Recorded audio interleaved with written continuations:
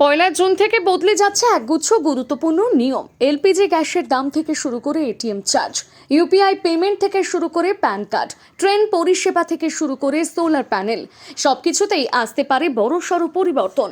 চলুন জেনে নেওয়া যাক এক এক করে। প্রথমেই আসা যাক রান্নার গ্যাসের কথায়। প্রতি মাসের মতন এবারও পয়লা জুন এলপিজি সিলিন্ডারের নতুন দাম ঘোষণা করবে তেল সংস্থাগুলো।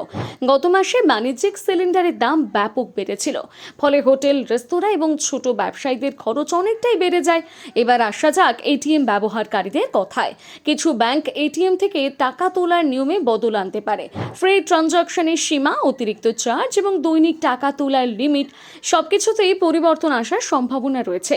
যারা ঘন ঘন এটিএম ব্যবহার করেন তাদের জন্য এই আপডেট খুবই গুরুত্বপূর্ণ। ইউপিআই ব্যবহারকারীদের জন্য আসছে নতুন নিয়ম। এতদিন আপনি যাকে টাকা পাঠাতেন তার নিজের সেট করা নাম দেখাতো স্ক্রিনে, কিন্তু এবার থেকে দেখা যাবে সেই নাম যা ব্যাংক অ্যাকাউন্টে রেজিস্টার করা আছে। মানে ভুল নম্বরে টাকা পাঠানোর ঝুঁকি অনেকটাই কমবে এবং জালিয়াতি রোখার ক্ষেত্রে এটি বড় পদক্ষেপ হতে পারে বলে মনে করা হচ্ছে।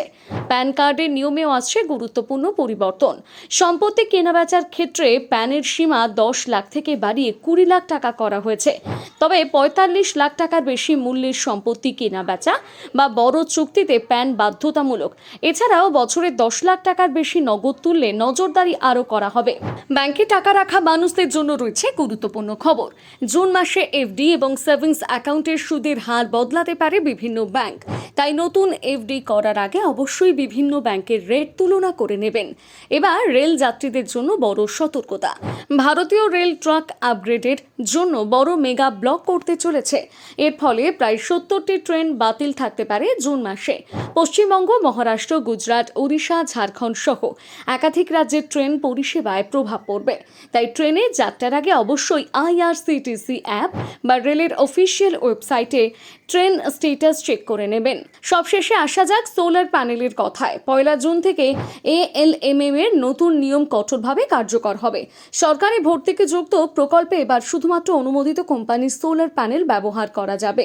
বিশেষজ্ঞদের মতে এতে শুরুতে খরচ একটু বাড়লেও ভবিষ্যতে ভালো মানের এবং দীর্ঘস্থায়ী পরিষেবা মিলবে। এর মধ্যে কোন নিয়মটি সব থেকে ভালো, কোনটা নয়, জানাতে ভুলবেন না কমেন্ট করে।